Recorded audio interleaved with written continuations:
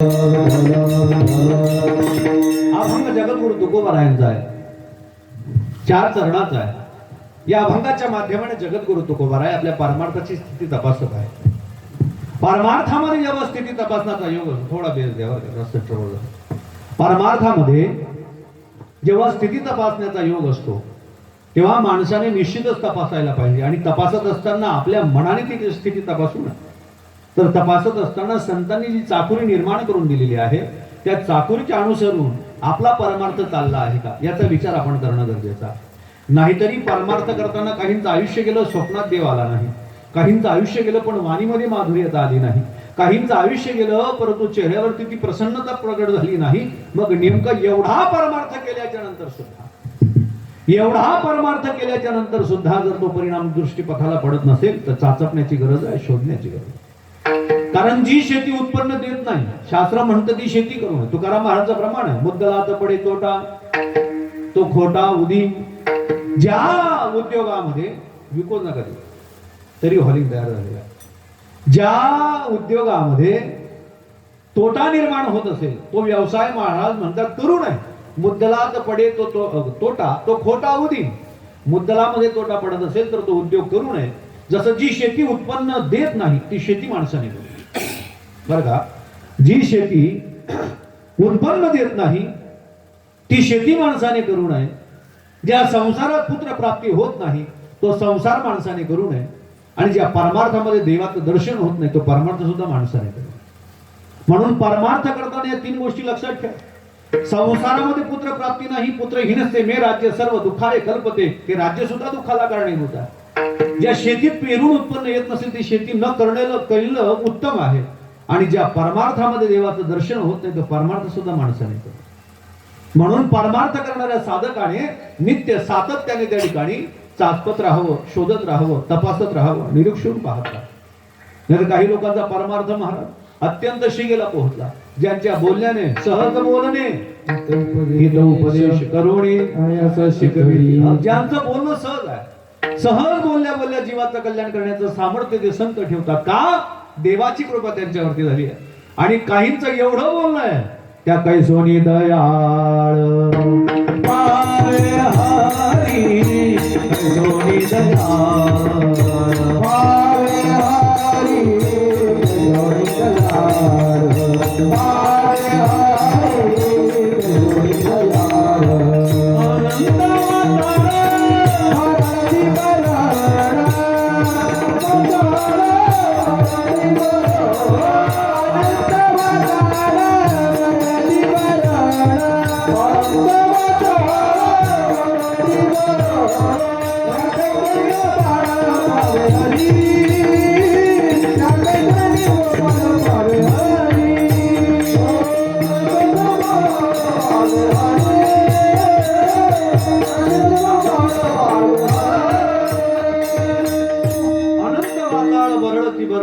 Sony Gopal पावे हरी. अनंत वाताळ त्याला त्या ठिकाणी देवाची प्राप्ती नाही.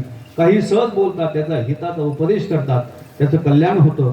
त्याला कारण आहे. जेव्हा परमार्थ तुम्हाला फल द्यायला लागतो तेव्हा तुम्ही जे बोलणार ते देवाला करावं लागतं. आणि काही ठिकाणी परमार्थ एवढा पतनाला गेलेला आहे, फक्त नावाला परमार्थ चालला. म्हणून परमार्थ शोधायला पाहिजे. सध्या अवस्था बघा तुम्ही, असे बाबांचे त्या ठिकाणी बातमी येतात, असे बाबांचे आपल्याला ते व्हिडिओ पाहतो तेव्हा वाटतं माणसाने निश्चितच आपण सुद्धा परमार्थ शोधायला पाहिजे, चाचपचायला पाहिजे, तपासायला पाहिजे. नको त्याच्या मागे धावला. ज्याचा पंथ, ज्याचा भगवंत, ज्याचा ग्रंथ, ज्याची तीर्थ, ज्याचे क्षेत्र काही नाही आणि अशांच्या आश्रयाला आपण गेल्याच्या नंतर जो तरलाच नाही त्याच्या मागे धावून बुडल्याशिवाय राहत. म्हणून परमार्थामध्ये आपण तपासणं गरजेचं आहे. आणि जेव्हा परमार्थामध्ये तपासलं जातं ना तेव्हा संत म्हणतात परमार्थामध्ये एक परमोच्च एक भूमिका आहे. जी परमोच्च भूमिका त्या ईश्वराला प्राप्त करून देणारी असते आणि ती भूमिका साधण्यासाठी साधनाची व्यवस्था करून देणारे ते संत आहे. कारण संतांच्याही जीवनामध्ये कधी कधी उद्विग्नता निर्माण होते. महाराजांचे अभंग पाहतो, जगाच्या पाठीवरती आध्यात्मिक जीवन जगणाऱ्याच्याही पाठीमागे तोच रोग आहे आणि सामान्य जीवन जगणाऱ्याच्याही मागे तोच रोग आहे. त्या रोगाचं नाव आहे चिंता. काय नाव आहे? चिंता नावाचा रोग आहे. साधू जरी असला संन्यासी तरी मध्यान्नासी तोंडवा. साधू असला तरी त्याला चिंता आहे, दुपार झाली की आ करणार महाराज. साधू असला तरी, साधक असला तरी, संसारी असला तरी, साधक साधू संसारी या तिघांना चिंता, नव्हे नव्हे प्रत्येक जीवाला चिंता. चिंता नावाचा रोग असा लागलेला आहे, या रोगामुळे चांगल्या चांगल्या घरातल्या लोकांचा विषय संपलेला आहे. बरं विशेष, या रोगावरती जगात कुठे औषध नाही. तुम्ही एखाद्या मेडिकलवर जा आणि त्या मेडिकलवाल्याला सांगा, दादा मला चिंता आहे, चिंताला काहीतरी औषध आहे का? तो एकच सांगे, घर जाईन खिचडी खाईन जबीर आहे. या चिंता नावाच्या रोगाला औषध नाही. अरे कुठेही जगाच्या पाठीवर गेलात तरी ते औषध तुम्हाला मिळणार नाही. पण शाश्वतीने सांगतो, एकदा वारकरी संप्रदायाची कास धरा आणि चिंतन नावाचं औषध आपल्या जीवनामध्ये धारण करा. ज्याने चिंतन नावाचं औषध आपल्या जीवनात धारण केलं, त्याच्या जीवनातली चिंता कोणाला आहे? ज्याने चिंतन नावाचं औषध धारण केलं, तुझी चिंता त्या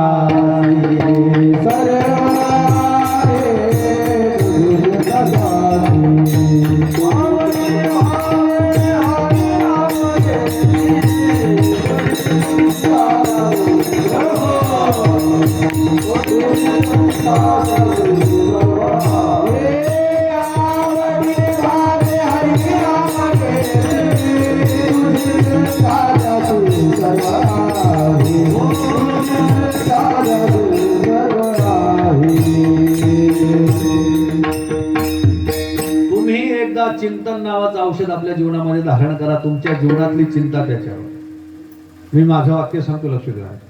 माणसाची चिंता मोठी झाली ना ताई. आवाज येतोय तुम्हाला?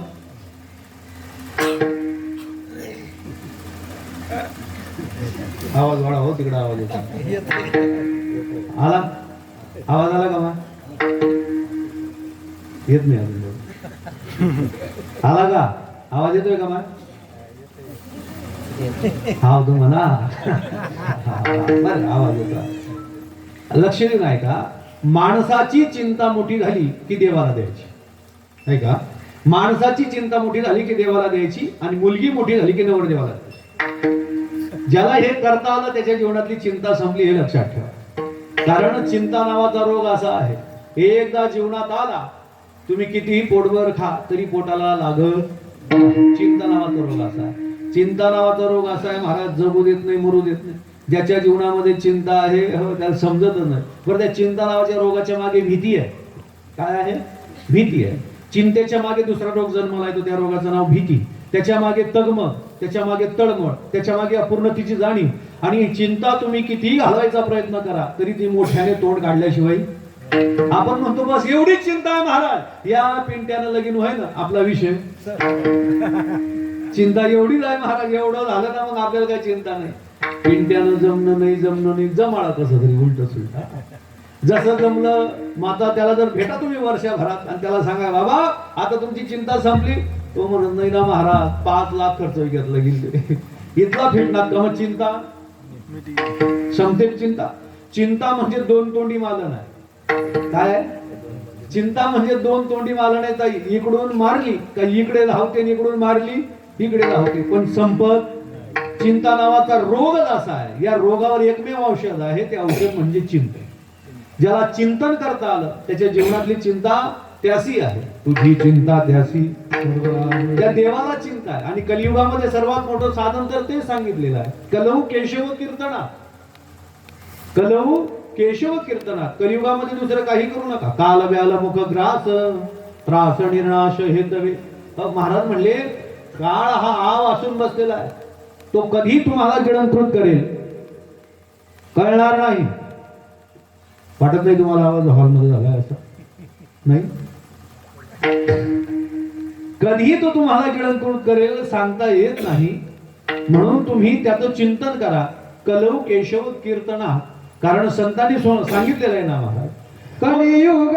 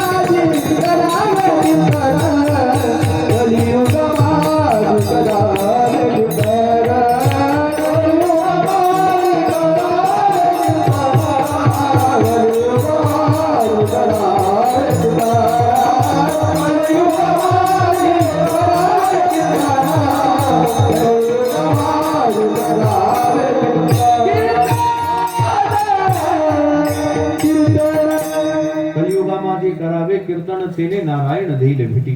कलियुगातलं सोपं साधन सांगितलेलं आहे. ज्याला हे साधन करता आलं तो तरला महाराज. नाहीतर कलियुगामध्ये इतर कोणतीही साधन करा त्याच्याने फलश्रुती नाही.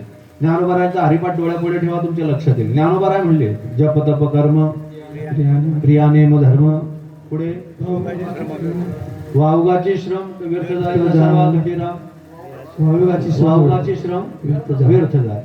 बर का, जपाने नाही तपाने नाही, योगाने नाही यागाने नाही. योग याग विधी नाही त्याच्याने नाही.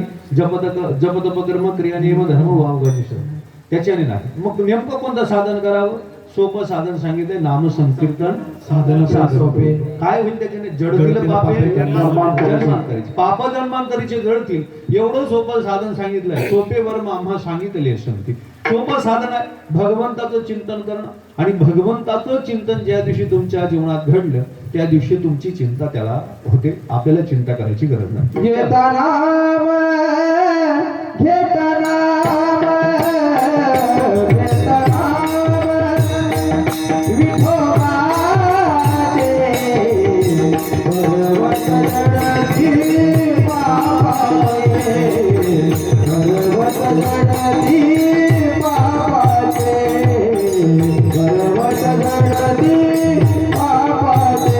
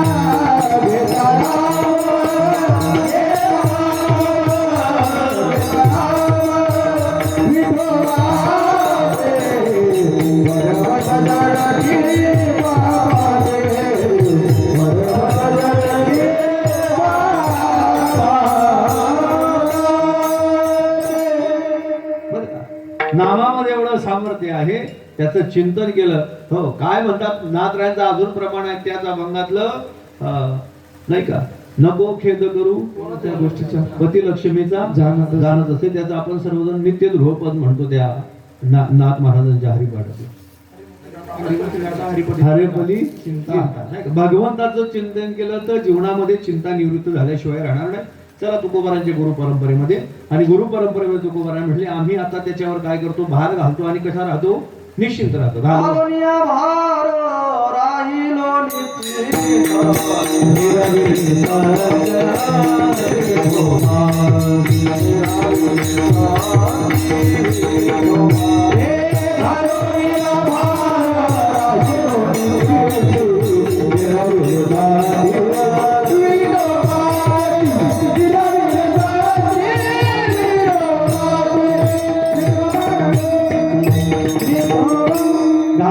बहार राहिलो निश्चिंत निरविले संत विठोबाचे. म्हणजे एवढी प्रमाण संतांनी शास्त्रामध्ये मांडून ठेवली. एकदा जर तुम्ही वाङ्मय हातात घेतलं तर तुम्हाला कोणाशी बोलायची गरज नाही.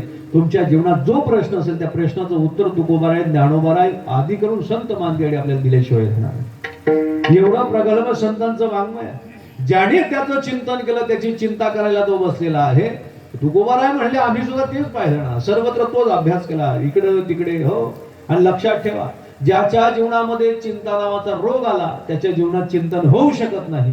आणि ज्याच्या जीवनात चिंतन नावाचं औषध आलं त्याच्या जीवनात चिंता नावाचा रोग नाही राहू शकत. किती सोपं समन्वय. चिंतन करा, चिंता जाईल.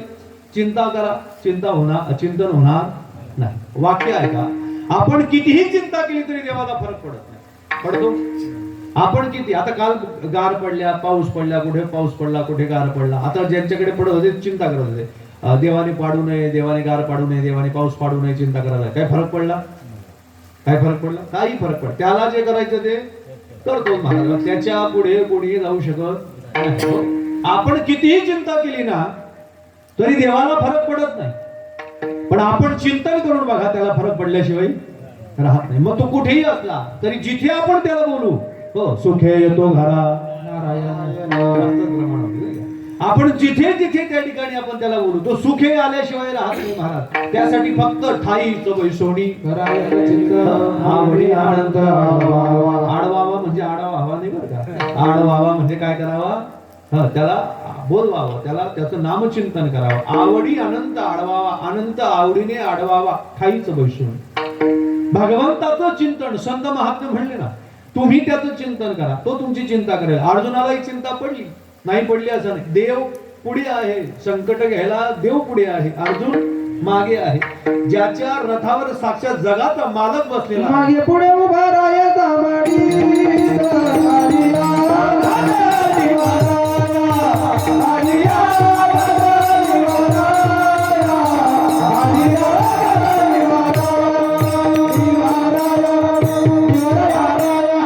कुरुक्षेत्रावरती युद्धभूमीमध्ये रणांगणामध्ये देवाने त्या ठिकाणी रथावरती आरूढ व्हावं आणि अर्जुनाने पाठीमागे बसावं आणि सर्व येणारं संकट देवाने छातीवर घ्यावं. मला सांगा ना, ज्याच्या पुढे साक्षात जगाचा मालक बसलाय तो चिंता करेल, चिंता करेल.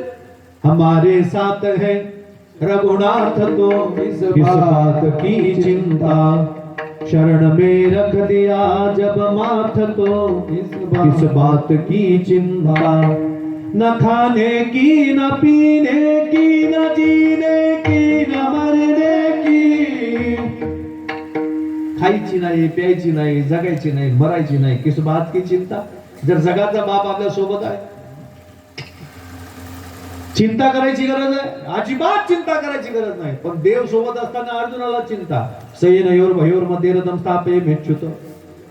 हे अच्युता, वा, हे अच्युता, दोघं सैन्यांच्या मध्यभागी रथ उभा कर. आणि जेव्हा दोघं सैन्यांच्या मध्यभागी रथ उभा केला, पश्यैताम पांडुपुत्राणाम आचार्य महतीम चमू. सर्व पाहिलं आणि अर्जुनाने काय केलं सांगू तुम्हाला. अर्जुन म्हणला, देवा I am not interested for war. हातातला धनुष्य सोडला, फेकला. गांडीवम संस्कृते हस्तात त्वचैव परिदह्यते. हातातून धनुष्य सोडला. अर्जुन म्हणला, देवा मला युद्ध करायचं नाही. देव म्हणे, येळापणा करू नको, उचल तो धनुष्य. म्हणे, का मग? या धनुष्यानं पायरी महाराष्ट्रामध्ये गेला राळा व्हायला भाऊ. केसेस कोर्टन बिर्टन किती चाललं त्याचं. आगोपणा करू नको म्हणे अर्जुना, उचल धनुष्य. पटकन उचलला धनुष्य आणि मग देवाला सांगितलं, देवा सांग काय करू. अरे म्हणे तू युद्ध कर. म्हणला मी युद्ध करू शकत नाही. का करू शकत नाही भाई? कारण काय? म्हणलं एकच कारण आहे. काय कारण आहे? हो, आचार्यान मातुलान भ्रातृन पुत्रान पौत्रान सखींस्तता. ही माझी सर्व नातेवाईक आहेत, मी यांच्याशी युद्ध करू शकत नाही देवा. मी करू शकत नाही कारण पतंती पितरो हे श्याम लुप्त पिंडोदक क्रिया. पितर नरकाला जातील, वर्ण संकर कारकही पाप लागेल देवा, म्हणून आम्हाला युद्ध करायचं नाही.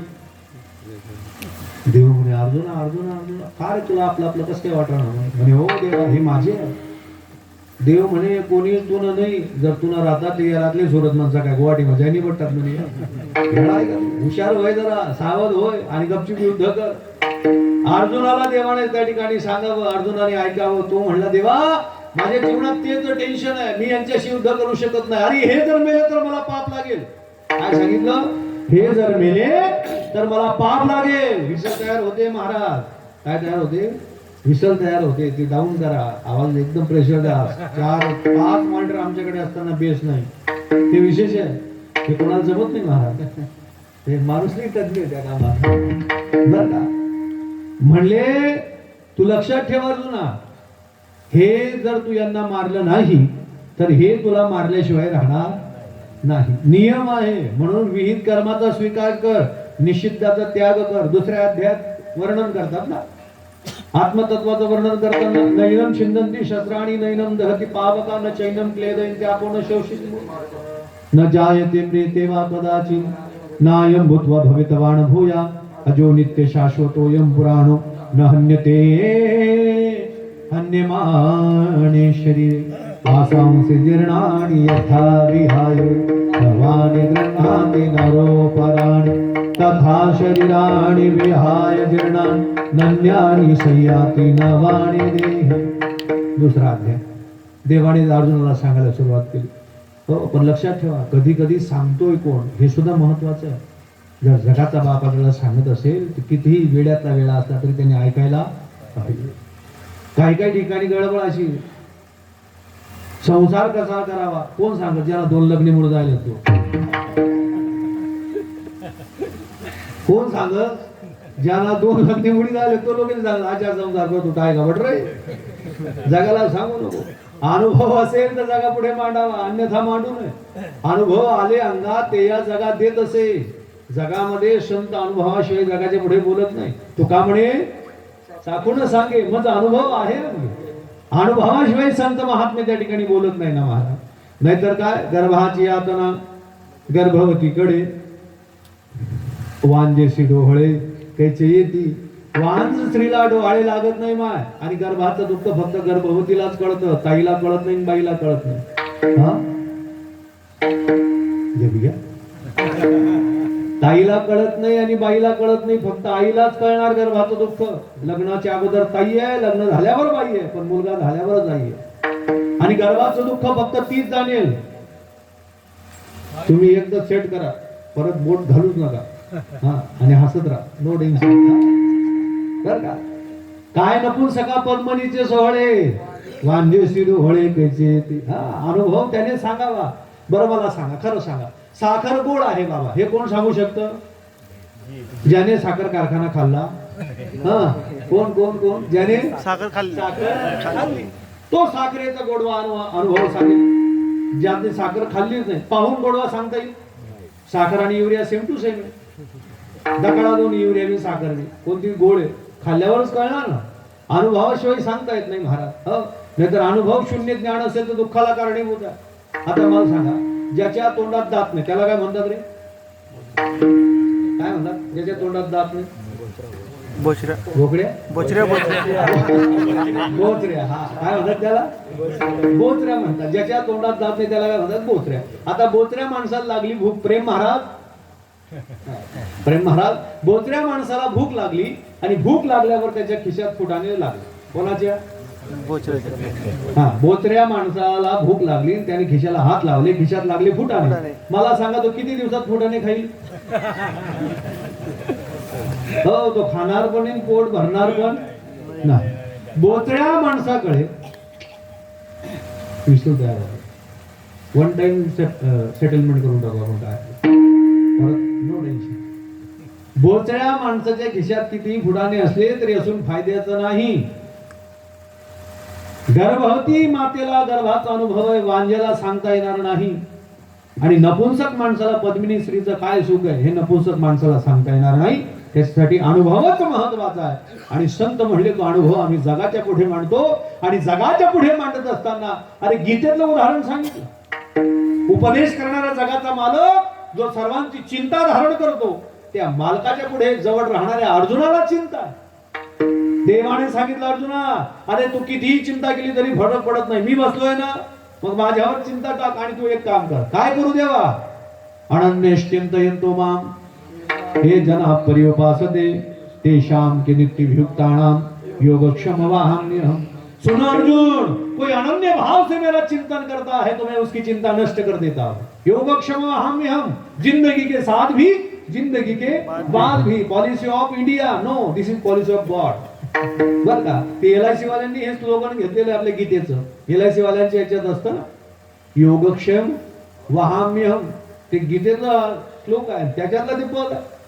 देव म्हणतो अरे जिवंत असताना मी काळजी घेतो, नवल नाही. मेल्याच्या नंतर सुद्धा सद्गतीसाठी मीच पुढे आहे. तशी LIC वाली एकमेव असे आहेत ते जिवंत माणसाला पैसे देत नाही.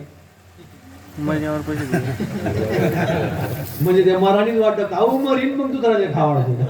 अशी अवस्था आहे. पॉलिसी काढणाऱ्याला लक्षात ठेवा, जिवंत असताना आपल्या पैशाला जर आपल्याला उपभोग घेता येत नसेल तर तुम्ही कितीही मोठी पॉलिसी काढा, काय कामाची नाही. म्हणजे ते कोंबडा नव्हतोय की कोंबडा उकलला पोरसनी पिल्ला खातो, तसंच झालं ते. हो देव म्हणतो नाही तुम्ही माझं चिंतन करा. योगक्षम वहाम्यहम्.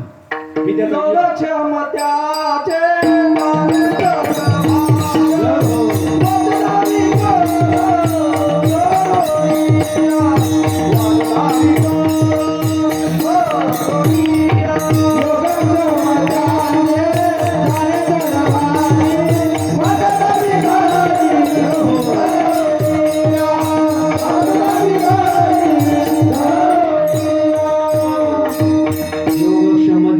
जाणे जडी भाग वाट दावे कर धरवणिया. तो भगवान योगही जाणतो, क्षमही जाणतो, कोणाला कधी काय द्यायचं ही त्याला सर्व कळतं. आणि मी सांगू का, आपण जोपर्यंत पात्र होत नाही ना तोपर्यंत कितीही पात्र घेऊन जा फायद्याचं. तुम्ही देवाकडे मागण्यासाठी कितीही पात्र घेऊन जा, त्याचा फरक देवाला पडत नाही. पण ज्या दिवशी तुम्ही पात्र झालात त्या दिवशी जायची गरज, मग त्या दिवशी सुखी येतो घरात. एवढं सोपं आहे. माणसाने चिंतन करा. देवाने सांगितलं अनन्यश्चिंतयेन तुम्हा हे जना पर्युपासते तेषां की नित्य विभुक्तानां योगक्षम वाहाम्यहम्. अर्जुनाला सांगितलं तू माझं चिंतन कर, मी तुझी चिंता करायला बसलेलो आहे. काय महाराज देवाने सुंदर सांगावं, मनमना मत भक्तो मत्याची माम नमस्करू. तुम्हाला प्राप्त करायचंय ना, यांती देवव्रता देवा पितृ यांती पितृव्रता भूताने यांती भूत्यजा यांती मत्याची रोपी माम. तू माझं भजन कर, हे मला अर्पण कर.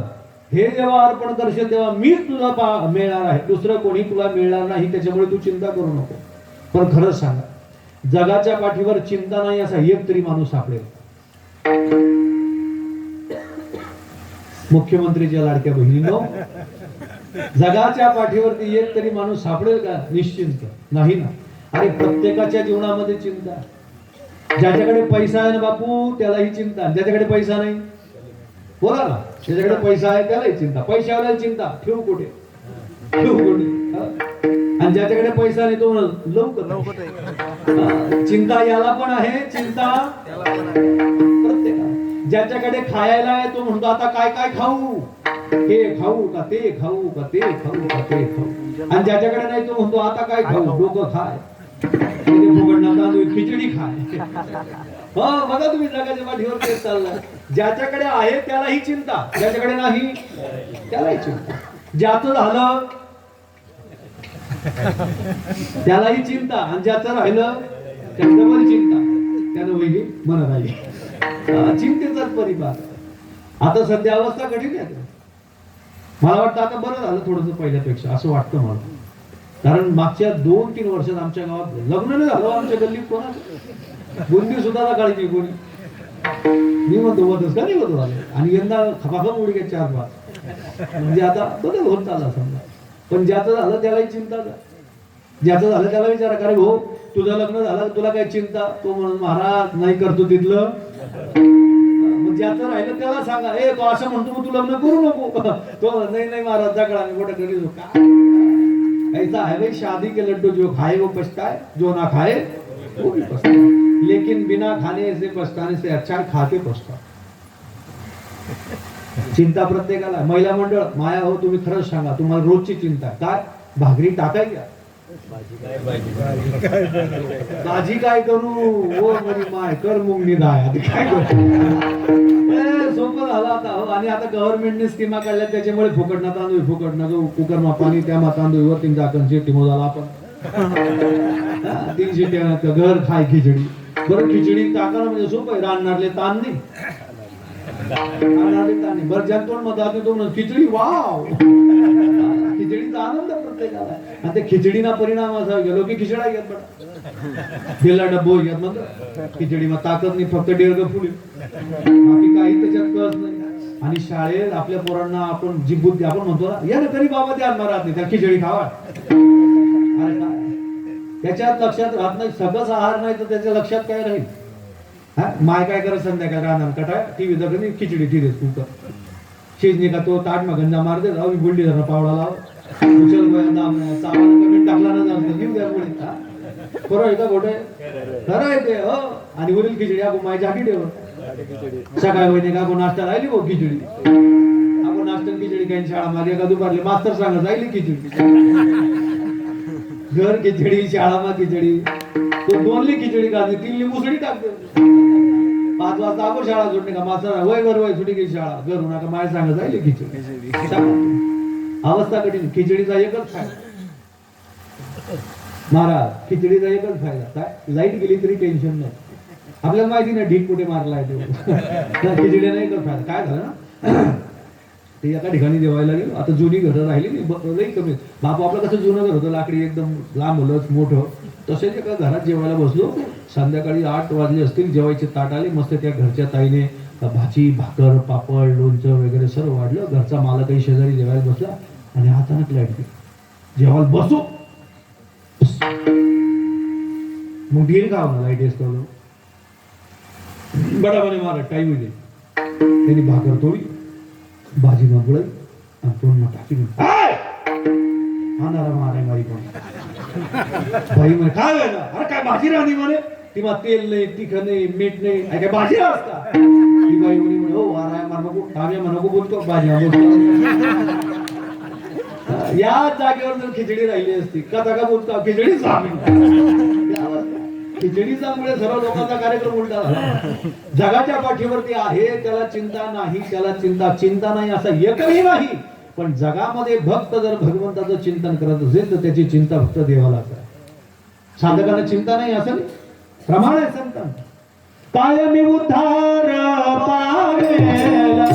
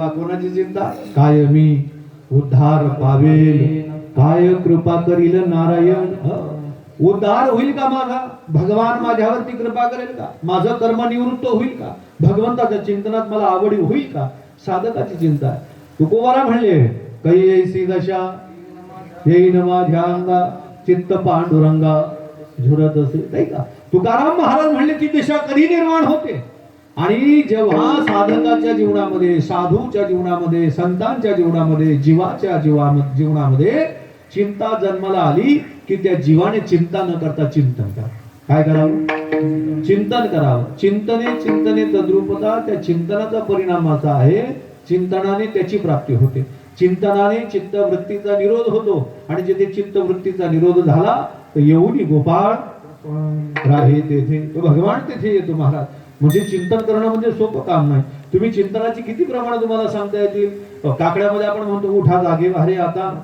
स्मरण करा पंढरीनाथा भावे चरणी ठेवा माथा चुकवी व्यथा जन्माच्या माथा चरणावर ठेवा भगवंताचं चिंतन करा व्यथा जीवनातल्या निवृत्त झाल्याशिवाय राहणार अजून राम राम स्मराधी लावो करा गाठ घाला मूळ बंधी सांडावू लक्ष लावून राहा गोविंदू राम राम मरारी त्यासाठी काय करावं लागतं पुढे जावं लागतं नाथरायचा विचार नाथराय म्हणले न लगे तीर्थाचे ब्राह्मण न लगे तीर्थाचे ब्राह्मण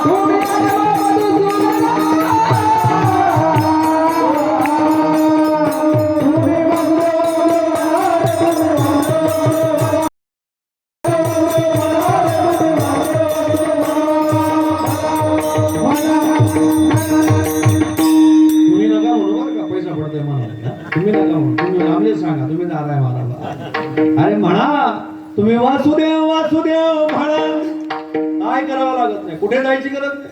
न लगे तीर्थाचे भ्रमण, न लगे दंडन मुंडन, न लगे पंचाग्नी साधन. हो तुम्ही आठवा मधुसूदन,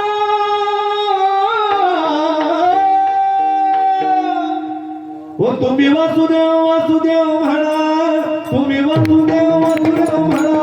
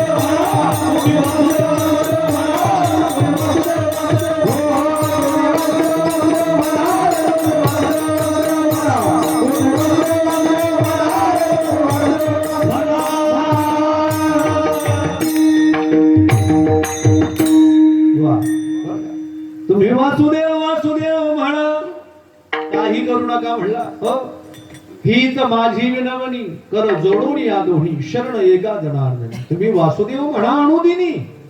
त्या भगवंताचं नामचिंतन करण्यासाठी संत महात्मे अट्टहास करतात. त्याला कारण जीवनामध्ये प्रत्येकाची चिंता आहे आणि त्या चिंता नावाच्या रोगाला निवृत्त करायचं असेल तर चिंतन नावाचं औषध संतांनी शोधलं, पाहिली पुराणे, भांदोडली दर्शने. आणि तुकोबराय म्हणले आम्ही हे सर्व पाहिलं, वेद श्रुती शास्त्र पुराण आणि सर्व पाहिल्याच्या नंतर आमच्या हाती एक निष्कर्ष आला. तो म्हणजे काय, या कलियुगामध्ये भगवंताचं चिंतन केलं तर सर्व चिंता निवृत्त होते आणि उद्धाराचा मार्ग सुद्धा मोकळा होतो. म्हणून तुकोबाराय म्हणले ही वारंवारिता, ही सातत्यता, हे काय जी कंटिन्युटी आहे, जी देवाची भक्तांच्या संदर्भात आहे ती आम्ही पुराणात पाहिली. आता आम्ही चिंता करणार नाही.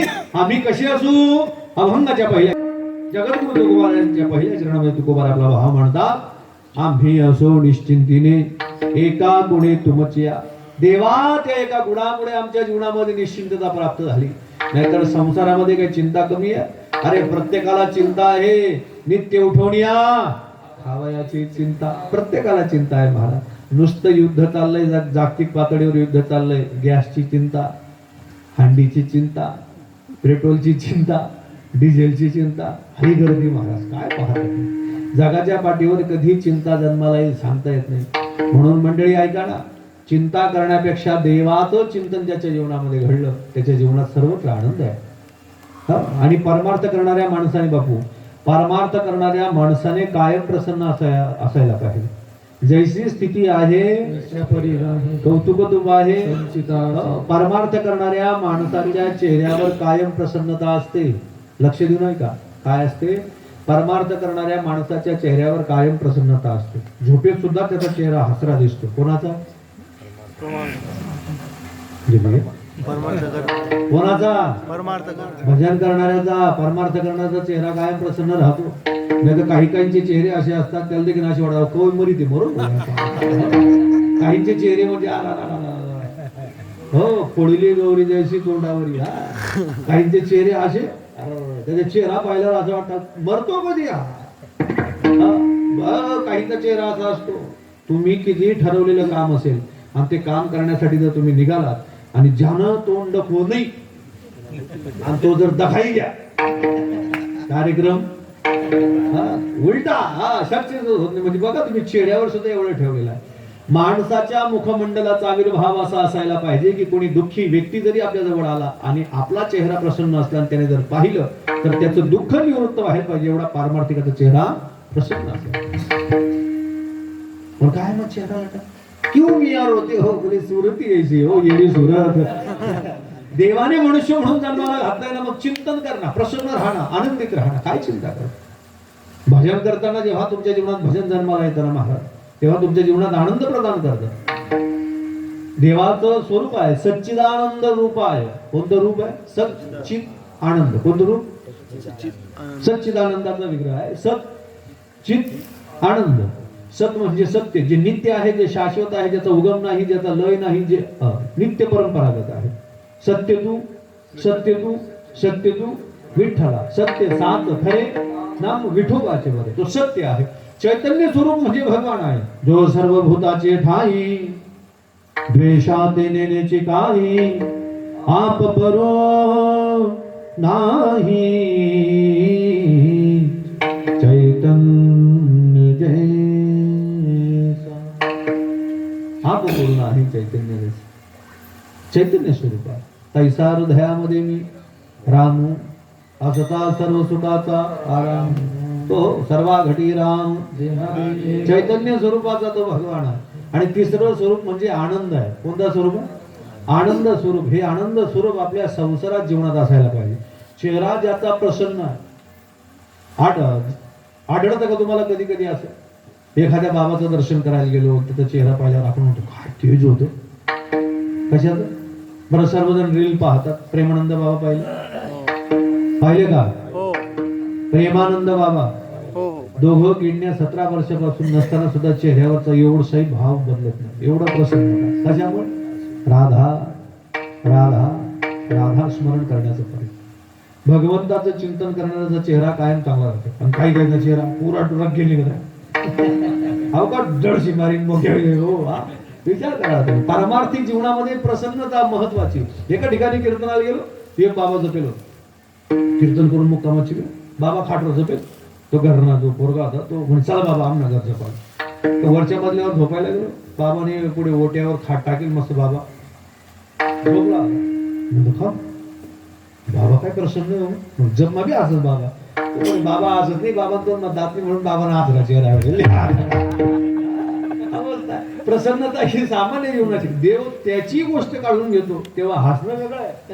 तो सोबत असतो तेव्हा हसणं. माय तुमच्या घरात लहान पोरं तुम्ही अनुभव केला असेल. माझ्या जीवनातला मी अनुभव सांगतो.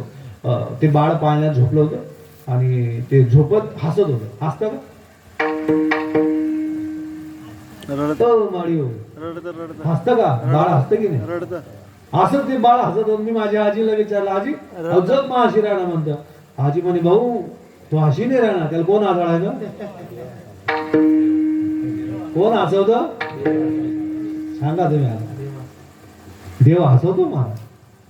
हसणारे भक्त नेमन पाहिजे. नाही तर काही काही तोंड नडू चांग. देवाचा जो भक्त आहे तो झोपेत सुद्धा प्रसन्न आहे. आनंद स्वरूपाचा आहे. का? अरे प्रसन्नता का? कारण चिंता निवारण करणारा तो बसलेला आहे. तो ये चमक ये दमक फुलवन ममक सब कुछ सरकार तुम्हीं से है. इतला के पवन चुमे सैया के चरण बगियन में बाहर तुम्हीं से. तू है मोरा सजन मैं हूँ तोरी अब बाह पकड़ लो बलम मोरी. चाहे इठ जाओ चाहे उठ जाओ मेरे दिल में प्यार तुम्हीं से. सब कुछ सरकार तुम्हीं से. काय महाराज विशेष आहे. देवाची भक्ती करणारा निश्चिंत राहतो. तुकोबारा म्हणले आम्ही निश्चिंत आहोत. का? आम्ही पुराण पाहिली, शास्त्र पाहिली, दर्शन पाहिली. आता आमच्या जीवनात चिंता नाही. एक आला माझ्याजवळ लगीन होतं 2-1 वर्ष होतं. बापू मला सांगितलं म्हणे महाराज ठेवलं नाही म्हणे मोठ टाकलाय म्हणे. काय मोळा का? तिथून मला जमत नाही म्हणे. हो मग ज्यांनी जमवलं त्याला वेळ थोडं का लाव काय करा नाही म्हणे मोठ टाकलं नाही ठेवलं नाही तिला म्हण. अरे येळापणा कर नको. तुला भेटेल समाज. ज्याला भेटत नाही तू त्याला भेटी येळा तुला समजे तुला काय भेटेल. एक जुनी म्हण होती. पाणी उना डुमाया. ज्यांच्या बायका समाया त्याला म्हणतो जुनी म्हण. काय गोड राहत नाही जुनं ते. त्याला म्हणतो येळापणा कर नको भाऊ. तुला भेटेल इथून समाय. ज्याला भेटेल त्याला भेटी येतोय तू समजी. हो पूर्वी चाले म्हणतो हो नवरा कितीही बोलला तरी बायको ऐकून घ्यायची. आता अजिबात बोलान काम नाही. तू सांगशील ते मी ऐको. जास्त आवाज काढा का बरी तरी चाललो मी नाही बा ठेव मजा करायची. अवस्था कठीण आहे भाऊ म्हणतो तुला भेटेल जमा येळापणा करू नको. तो म्हणजे महाराज जमत नाही. मग कारण काय सांग. कारण सांग. प्रत्येक कारणाला या ठिकाणी कार्य तोडगा आहे. टेन्शन कारण काय म्हणे कारण एक 3 नंबर जण. अरे पण काय कारण आहे का नाही ते 3 नंबर. ठीक आहे कारण सांग म्हणे महाराज तिले राहता येत. म्हटलं मग ऑनलाईन मागायला झोमॅटो आहे स्विगी आहे काही नाही कामे करू नको वेळा. आणि शिकित आहे युट्यूबवर. बरं युट्यूबवर बाकी नंबर तेव्हा सुगरी नाही घ्या युट्यूबवर देखील. आज आपण मस्त इडली सांबार करू युट्यूबवर. आणि बहीण इडली सांबार करायला सुरू. 2 कप पीठ घ्या. 1 चमचा वाटलेली पूड घ्या. कडे बट्ट सांगस पण उड्या कितलं लावायचं. बट्ट परफेक्ट आहे पण उड्या कितलं लावायचं. किती लावायची किती पेटायचं आई काय निघे 2 शिल्लक राहत. बर का हा नाही आवश्यकता नाही येईल ती आवश्यकता समजायला पाहिजे. लाकूड जर आणि मग ते टीव्ही ते युट्यूब मध्ये बनेल त्याची बनत नाही. फक्त एक सांग थोडीशी पेटली करपली नाही चटाळी दिली कठीण. त्याला म्हटलं येळापणा करलो नाही म्हणे महाराज तुला स्वयंपाक जमत. भाकरी टाकी चेटाळली भाजी करी तिखट फेकली चहा करी साखर टाकली. मला माहिती मी कशा समोर म्हणतो तू ना तशी मला नाही. आपलं काय टेन्शन आहे 8,000 गाडी खायला तडे काय खात खायला नाही का. त्याला म्हणतो अरे घरोघरी मातीच आज काल शिकी जाईल तू नाही. त्याला म्हणतो अडचण फक्त एक काम कर तिच्या मनाला तू कायम बोलतो ना टोचून त्याच्यामुळे तिला वाटत असेल आपली किदर नाही आपली किंमत नाही 15ची खाता पडतं तरी मला विचारत नाही. भरपूर कारण असतील. जाऊ दे ना तिला जरा प्रेमाळ सांग. आणि एक काम कर म्हटलं ती कशी करा ना तू खाऊ नको पण काय सांग 1 नंबर बनवायला एवढं सांग. बाकी ताण लिहावा ना दत्तून संसार चांगला होईल. तो म्हणे असं आहे का काही गाव आहे ना काय म्हणा ना 1 नंबर चांगलं नाही 1 नंबर अशी कधी खावं नाही. बघ म्हणतो तो म्हणे चाली मार तुम्ही सांगतोस कर द्या ग. बायकोनी विचार करा काय मग चुकायचं असं काय मग चुका ती व्यस्त तयारी म्हणतो परफेक्ट. तो घरमा घुसणार डायरेक्ट बाईल जास्त सांगितलं आज 1 नंबर ते करा. हो बाप बाई म्हणे आता आहे नाही खरं तू 1 नंबर तू आता आहे घाबरत टीव्ही येईल का म्हणे तू आज कसं काय आता नाही 1 नंबर नाही म्हणे खरंच चांगली शेती मी चुका पूर्ण गाव म्हणे जेवण करले हात पाय धुले हात पाय धुवायले हात पाय धुतले जेवायला त्यांनी काय ठरवलं जेवण कशी काय सांगा आणि बस ना जेवायला पुढे तासून आणि खरंच भाजी येत नाही भाकर बी एकदम चविष्ट एकदम सुंदर तिने पण बनवलं. जेवण हात उठला तोंड टाका 1 नंबर भाजी. भाजी बनाय म्हणे अशी भाजी मी कधीच खाधी. तिने की डोकं फिरली तिने बदल खोसा कंबरले नवीन सांग काय सांग म्हणे 1 नंबर भाजी अशी भाजी मी खाधी. ती म्हणे हा मी रोज राहतो तोंडले चवणी आज शेजार तिने मागले तर आवरा नाही राहणार तिथे सुद्धा लागलो. म्हणजे जिथे आपण जोडायचा प्रयत्न करू ना तिथे जुळत नाही. हो तिथेच वादाला ठिणगी पेटते. संसारात चिंता एवढी आहे ती संपवण्यासाठी कितीही प्रयत्न करा नाही संपू शकत. पण ज्याने चिंतन घेतलं जीवनामध्ये चिंतन नावाचा आश्रय घेतला परिणामतः तो निश्चिंत होतो. आणि निश्चिंत परमार्थामध्ये कधी होतो जेव्हा उद्धाराची चिंता संपून जाते. उद्धाराचा जो मालक आहे उद्धार करता जो आहे तो जर आपल्या मागे पुढे असेल तर चिंता करायची गरज नाही. तुकोबाराय म्हणले एका गुणे तुमच्या का दुराचारी तरले नामे घेतो प्रेमे म्हणून मोठ्या प्रेमाने हाताने टाळी मुखाने चिंतन करू विठोबा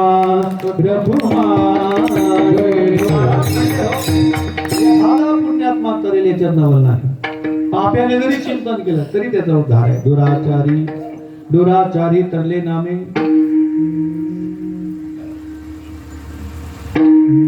दुराचारी तरले नामे घेतो प्रेमे म्हणून भगवंताचं नाम चिंतन करणारा पुण्यात्मा असो किंवा पापी असो दुराचारी असो त्याने जर तुझं चिंतन केलं तोही तर नामे तरला नाही कोण ऐसा द्यावा निवडून नाम जपता चंद्र मौरी नामे तरला वाल्हा कोणी नाम घेता वाया गेला ऐसा कोणी ऐकला नाम घेणारा कधी बुडत नाही तरल्याशिवाय राहत नाही अशी किती प्रमाण आहेत त्या गजेंद्राने नामचिंतन केलं गजेंद्राने नामचिंतन केलं सर्व पत्न्या घेऊन गेला सरोवरावरती जलक्रीडा करायला गजेंद्राचे पाय पकडले कोणी मगराने कोणी पकडले मगराने पाय पकडले सर्व बायकांना तो सांगायला लागला 58 बायका होते कोणाच्या गजेंद्राच्या 58 बायका होत्या आणि त्या हत्तीचे पाय पकडले त्या मगराने त्या 58 बायका ओढायला लागल्या किती बायका 58 बायका लाव टाका जोर लगा के ये फेविकॉल का जोड आहे तुटेगा वे लाव ताकद तरी त्या ठिकाणी सुटत नाही भागवतात वर्णन आहे षष्टम स्कंदामध्ये 6 महिन्यापर्यंत ओढलं किती महिने 6 महिने ओढलं महाराज आणि 6 महिने ओढून सुद्धा सुटत नाही बायका म्हणल्या यन वर्ष लागा म्हणजे मजा आमना भाऊ चांगला आहे महिने 1500 टाका यन वर्ष लागा मग मजा एक सोडत गेल्या जेव्हा मागे फिरून पाहिलं मुर्गी के पूत घेणो आगे पीछे थाट कोई चिल्ली ले गई कोई बिल्ली ले गई हो गई बारंबार मागे वळून पाहिलं तेव्हा तुकोबाराचं प्रमाण त्याच्या लक्षात आलं कोणाच्या गजेंद्राच्या हो धनदारा पूरज बंधो सोयराची शोना सर्व न्याये जाणून शरणरी घाल वासी धनदारा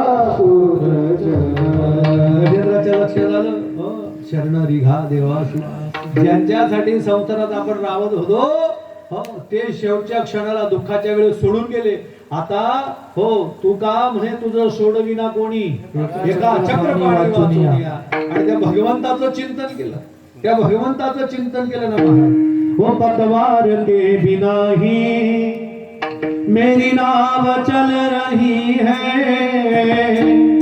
हैरान है जमाना मंजिल भी मिल रही है करता नहीं हूँ कुछ भी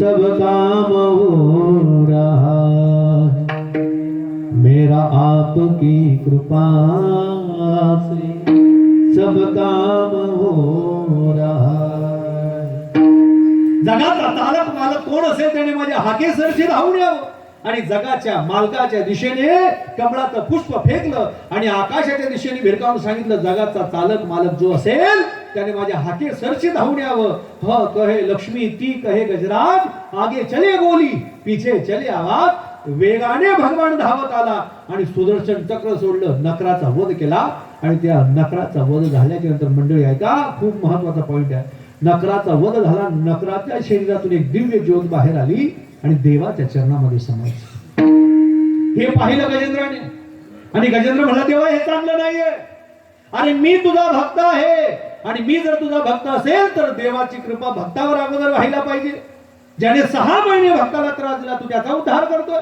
देवाने उत्तर दिलं गजेंद्र ऐक अरे मी माझ्या भक्ताचा उद्धार करतो नवल नाही पण जो माझ्या भक्ताचे पाय धरतो अगोदर मी त्याचा उद्धार करतो नंतर मी माझ्या भक्ताचा उद्धार करतो देवाचं हे वैशिष्ट्य आहे भक्ताचे पाय धरणाऱ्याचा पहिले उद्धार आहे हो मग तो पापी जरी असला दुराचारी तरले नामे घेतो प्रेमे म्हणून पापी जरी असला तरी त्याचा उद्धार करण्याचं सामर्थ्य देवामध्ये आहे तर तुकोबारा म्हणले आम्ही ते पाहिलं कारण धावताना आळस नाही ना तिसऱ्या चरणामध्ये नाही तुकोबारा तिसऱ्या चरणामध्ये सांगतात दुराचारी तरले नामे घेतो प्रेमे म्हणी प्रेमे म्हणून पाप्याने जरी तुझं नामचिंतन केलं तरी तू त्याचा उद्धार करतो परंतु धावताना आळस नाही भक्ताने जेव्हा धावा केल्या तेव्हा धावत तुकोबाने धावा केल्या जडे माझी काया लागला वणवा धावरे केशवा द्रौपदीने धावा केला कोठे गुंतला असी द्वारकेच्या राया वेळ लागला प्रत्येकाने गजेंद्राच्या धावा तुवा केला विठाई गजेंद्राच्या धावाला धावत आला धावताना देवा तुझा आळस नाही हे सर्व पाहिलं आणि पाहिल्यानंतर तुकोबारा म्हणले हा तुकोबाराय म्हणले ना, देवा हे सर्व गुण आम्ही पाहिले तर हे कसं काय विसरायचं. हा तुका म्हणे नाही का? तुका म्हणे विसरू काही म्हणे विसरू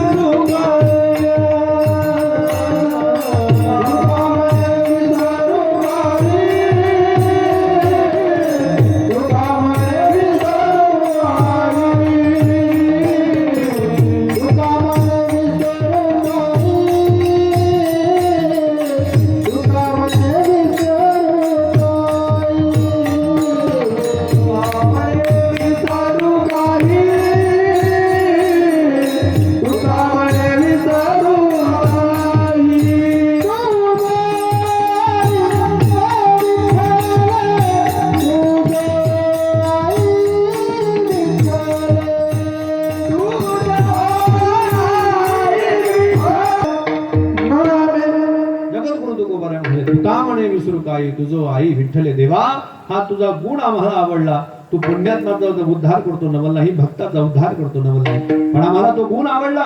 पापेने जरी चिंतन केलं तरी तू त्याचा उद्धार करतो, आणि उद्धार करताना तुझ्या धावण्यात आळस नाही तुम्हा धाव घेता कृपावंताळ. तुका म्हणे विसरू काही तुझो आई विठ्ठले, दुराचारी तरले नामे घेतो प्रेमे म्हणून. ज्ञानेश्वर माऊली